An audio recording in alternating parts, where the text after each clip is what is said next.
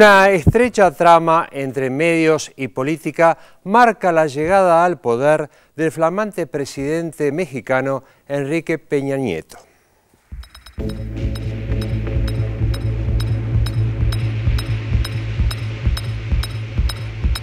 México encabeza las preferencias en la elección de presidente de la República.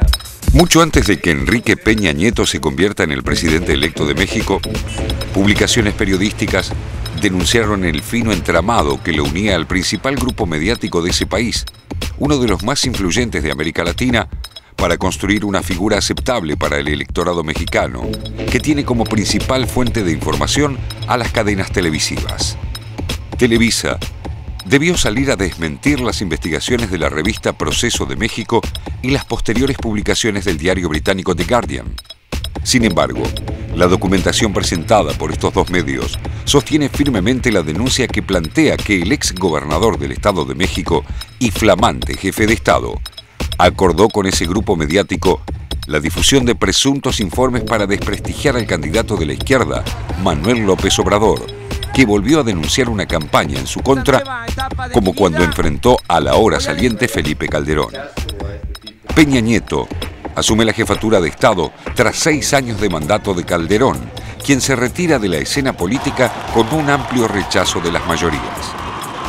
El libro Peña Nieto, el gran montaje, del periodista Genaro Villamil, da cuenta de cómo Televisa construyó una imagen favorable para el candidato del PRI y perjudicó sistemáticamente a Andrés Manuel López Obrador con supuestas investigaciones periodísticas, entrevistas guionadas y hasta con programas humorísticos. ¿Lo vemos, Federico Dorin? Villamil fue quien publicó por primera vez el documento titulado Enrique Peña Nieto, Presupuesto 2005-2006. La documentación detalla unos 200 informes de prensa y entrevistas y reportajes destinados a construir la imagen presidenciable de Peña Nieto. El costo de esos servicios fue de unos $36 millones. Este y otros documentos fueron citados por López Obrador durante el debate presidencial, en el que el candidato de la izquierda planteó que Peña Nieto era un producto de la televisión. El modelo que significa y que representa Enrique Peña Nieto no es el que va a culminar esa transición a la democracia. ¿Por qué? Porque detrás de él hay poderes salvajes, hay poderes mediáticos que quieren imponer una agenda de control y de imposición de un modelo que ya no funciona. Según el periodista Villamil, Televisa ha recibido y seguiría recibiendo del gobierno del Estado de México entre 800 y 900 millones de pesos anuales para promover a Peña Nieto. El emporio Televisa posee 14 empresas y sus múltiples ramificaciones dedicadas a la distribución de televisión por cable, productoras de cine y televisión, editoriales, empresas de entretenimiento, red de fibra óptica y el Club de Fútbol América, entre otras. Televisa Deportes. Solo en México distribuye el 67% de las revistas de mayor tirada, pero su extenso mapa empresario abarca aún más. En México hay 863 canales de televisión abierta. De este total, 532, es decir, el 62%, son manejados por Televisa y su principal competidora, Televisión Azteca. En tanto, en comparación, el Estado mexicano tiene pocos medios distribuidos entre las provincias y de corto alcance. La Ley Federal de Radio y Televisión de México se sancionó en 1960. Por su antigüedad, carece de reglas claras para asignar y renovar concesiones, asigna a la autoridad administrativa gran discrecionalidad, desampara a los medios públicos y no contempla la existencia de medios comunitarios. En 2006, se promulga lo que se conoce como la Ley Televisa, una serie de modificaciones a la Ley Federal de Telecomunicaciones y a la Ley Federal de Radio y Televisión. La norma fue aprobada y promulgada durante el último año de la presidencia de Vicente Fox. El texto, que garantiza 20 años prorrogables para las concesiones, beneficia directamente a las dos grandes cadenas, Televisa y Televisión Azteca. Durante la última campaña electoral, López Obrador fue el único candidato que propuso la democratización de los medios. La agenda mediática y el extenso poder desplegado por las cadenas televisivas no figuraron en la compulsa política. Pero finalmente lograron irrumpir en la campaña gracias al movimiento estudiantil de protestas contra los medios, denunciando su connivencia con el ahora presidente y reclamando su democratización. Hace pocos días, Enrique Peña Nieto habló ante empresarios de los medios de comunicación en una cena de la Cámara que los agrupa. Se comprometió a generar certeza jurídica y a que el Estado sea un regulador y facilitador eficaz para el desarrollo de este sector. Palabras tranquilizadoras que continúan abonando la estrecha relación del ahora presidente y las grandes cadenas de televisión. Hace unas horas nada más asumió Enrique Peña Nieto como presidente de México después de 12 años del PAN, 6 de Calderón y 6 de Fox. El legado, si uno toma el editorial del diario La Jornada de hoy del último sexenio, un sexenio desastroso, así es el título. Y esta semana, justamente la semana que terminó, se conocieron nuevos datos respecto de la cantidad de muertos, asesinados, gente que terminó en una zanja, desaparecidos, más de 100.000. Y también esta semana se conocieron datos de la CEPAL respecto de la pobreza en México, que aumentó y que lo ubica en el segundo lugar en la tabla de abajo respecto de disminución de la pobreza. Realmente datos espeluznantes respecto de México y lo que le espera a Peña Nieto. Sin embargo, Peña Nieto no viene solo, no viene con el PRI, viene también con Televisa. Para comprender un poco qué significa, qué significa este matrimonio con Televisa, decidimos invitar a Damián Lorete, un doctor en ciencias de la comunicación, realmente uno de los grandes expertos de América Latina respecto de las leyes comunicacionales en todo el continente. Gracias, Damián, por estar con nosotros. A ver, ¿por dónde empezar? ¿Se puede hablar de un matrimonio entre Peña Nieto y Televisa? Bueno, gracias por la invitación, es una honra. Empezaría diciendo que en México existe algo que se llama la telebancada. ¿Qué significa eso? Es el bloque de diputados y senadores que responden a Televisa. Dicho así, la jerga política en los diarios, en las discusiones, en la academia, existe un bloque que trabajó fuerte en lo que fue la ley Televisa, llamada la telebancada. Esa ley Televisa que mencionaban recién recibió una impugnación constitucional de 64 senadores, que no llegaban a ser mayoría, y que la propia Corte Suprema de México declaró en algunas partes inconstitucionales por la situación abusiva que se planteaban. Me explico un poquito más. La renovación automática de licencias implicaba licencia para siempre a los 500 y pico de medios que tenían. De la mano con eso se agregaba que empezaran además a prestar servicios de telecomunicaciones, colgados o empatados del servicio de radiodifusión que daban, lo cual implicaba dejar afuera del mercado de todo a los demás para siempre. Bueno, la Corte Suprema de México planteó que eso estaba mal, que en la jurisdicción mexicana, cuando algo se declara inconstitucional, se declara inaplicable, es como si lo borraran de la ley. Entonces, y tiene que ver bastante con la reconfiguración de la telebancada, que es qué tipo de ley se va a empezar a discutir de ahora en adelante para tapar los agujeros que quedaron. Ahora, yo escucho Televisa, sé que es un emporio, pero seguramente muchos de los que nos están mirando no terminan de entender, bueno, cuál es el significado de Televisa, de tener tantas cadenas. ¿Cómo uno puede explicarlo? Es la configuración de la agenda mexicana cotidiana, con particularidades muy mexicanas, como la de tener a alguien disfrazado de payaso en el principal programa periodístico de la mañana, denigrando a la política, salvo los que ellos dicen, no vamos a denigrar porque vamos a compartir la ruta.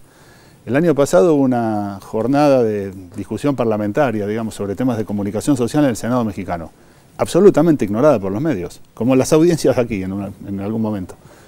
Y ahí se configuraba, se hacía una gran ley de telecomunicaciones o incluir un reclamo creciente, que es el de las organizaciones sociales, que en México no tienen derecho de nada, voy a dar algunos ejemplos, de la mano de rellenar lo que la Suprema Corte de México había vaciado. Vale decir, de vuelta, dar servicio de telecomunicaciones de la mano de las licencias de radiodifusión con renovaciones automáticas cada 20 años. ¿Cuál era el gancho? Permitir lo que no se deja hoy a las organizaciones sociales. Y cuento una anécdota que lo aclara. Apenas asume el relator Bertoni como relator de libertad de expresión de la OEA, viaja por unos reclamos que hacían los medios comunitarios mexicanos que estaban siendo diezmados por la policía militar. Me refiero a pueblos originarios en el estado de Sonora, una radio de 15 vatios, es decir, algo que iluminaba 200 metros. Y el relator Bertoni se presenta ante el secretario de Comunicaciones y le hace un registro a situación mexicana en materia de prohibición casi absoluta de medios, de pueblos originarios y de organizaciones sociales. Me termina de explicar la situación del espectro radioeléctrico, la necesidad de democratizar el espectro, los mandatos del sistema interamericano. El secretario de Comunicación le dice, yo le agradezco la visita, pero ¿qué tiene que ver las comunicaciones con los derechos humanos? Eso aclara la realidad mexicana, donde todos los años hay fortísimos debates, hay una gran incomodidad, pero hay una cerrazón del poder político con los medios casi infranqueable. Ahora, Televisa, uno puede decir, es un emporio, pero no digita todo. Uno puede pensar en otros casos latinoamericanos, Ecuador, Venezuela, Bolivia, 3 candidatos que tuvieron a los medios de comunicación en contra y sin embargo ganaron. O sea, ¿qué es lo especial de Televisa en este caso? Me parece el grado de concentración de Televisa, incluso frente a Azteca, que es su principal competidor, pero comparten agenda, lo hace todavía más infranqueable.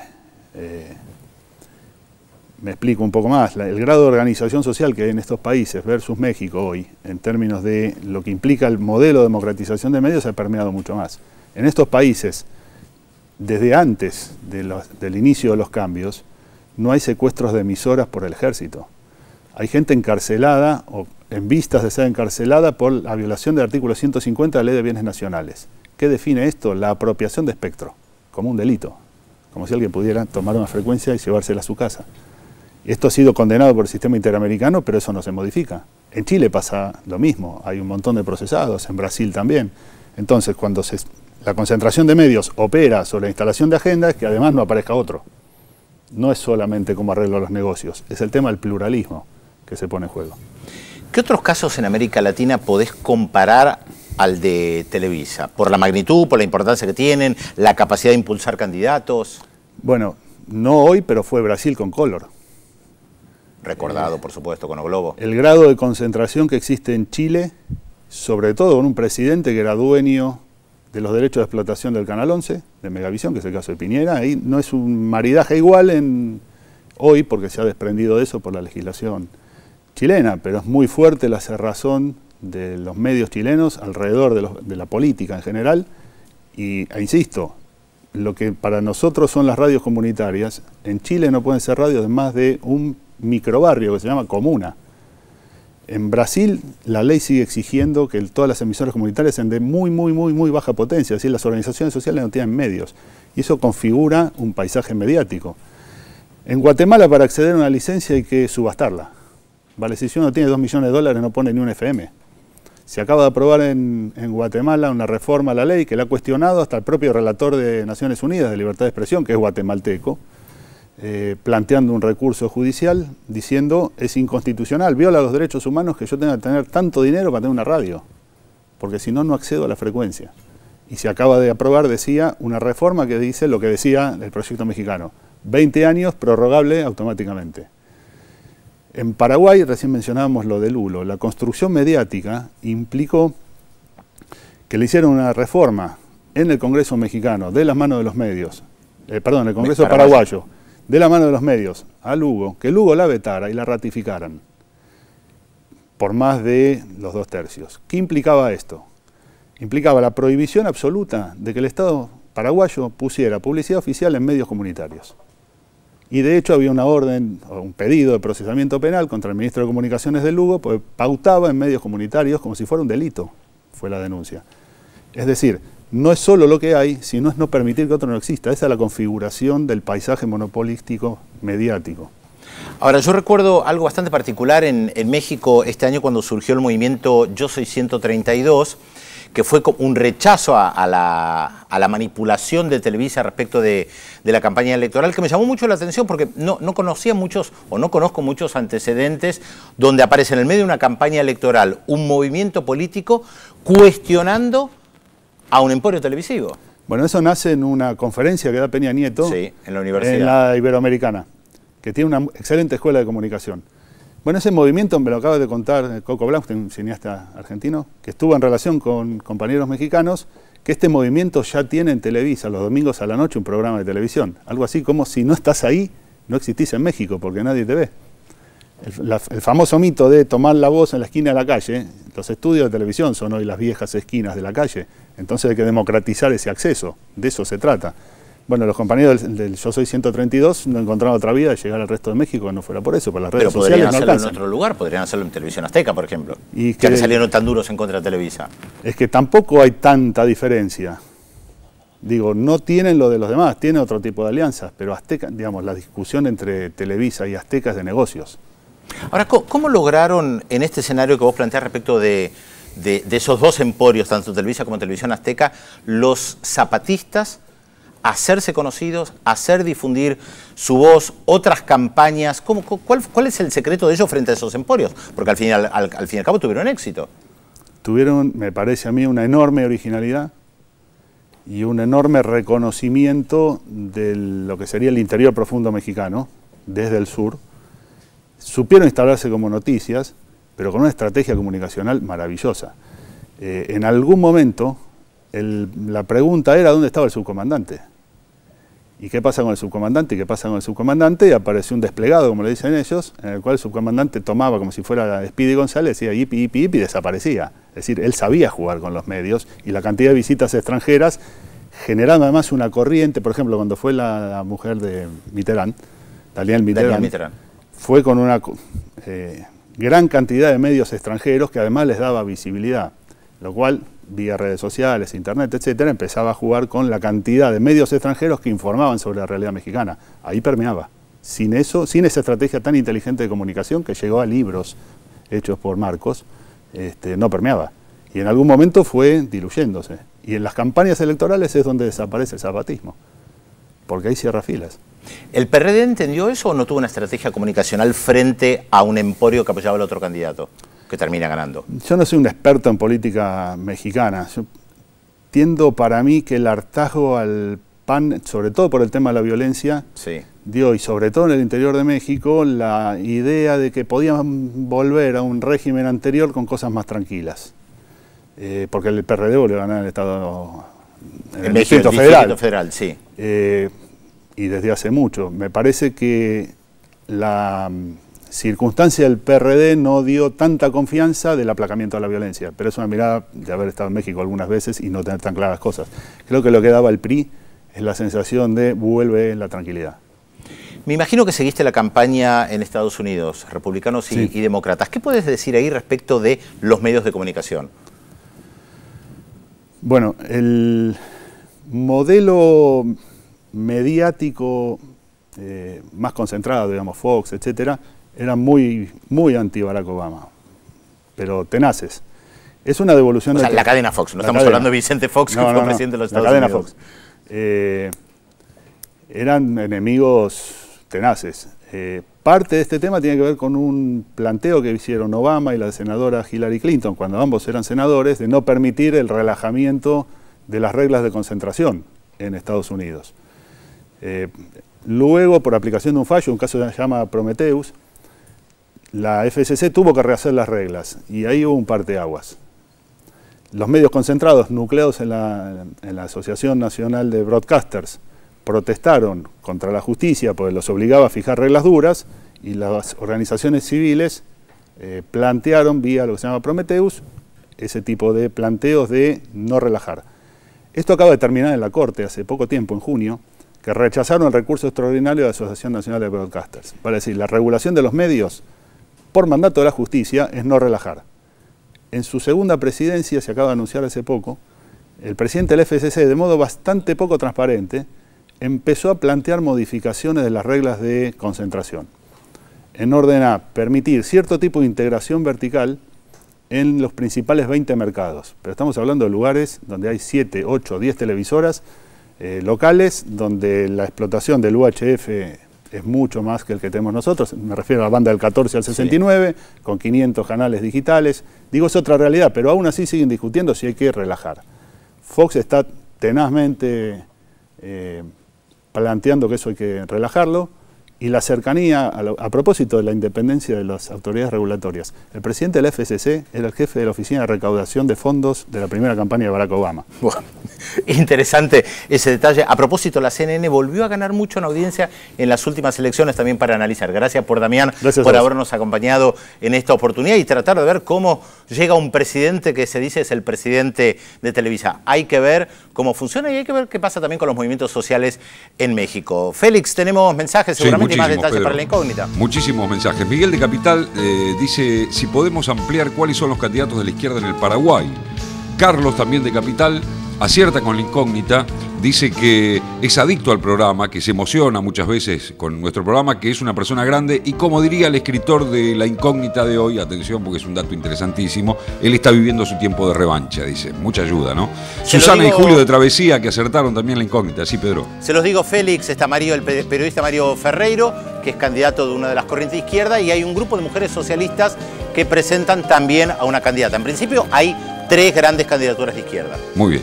Bueno, contestada la pregunta. Pregunta Susana y Julio, ¿qué cambia en la situación de Palestina lo que ocurrió en la ONU? Después lo vamos a hablar. Después lo vamos a hablar. Mónica de Lanús, Jorge Galás dice que UNASUR debe reunirse más seguido. Saludos de Máximo Ramallo, de Daniel Lescano, de Teresa Gómez y muchísimos más que se están comunicando al 0800 444 1777 y 45350709.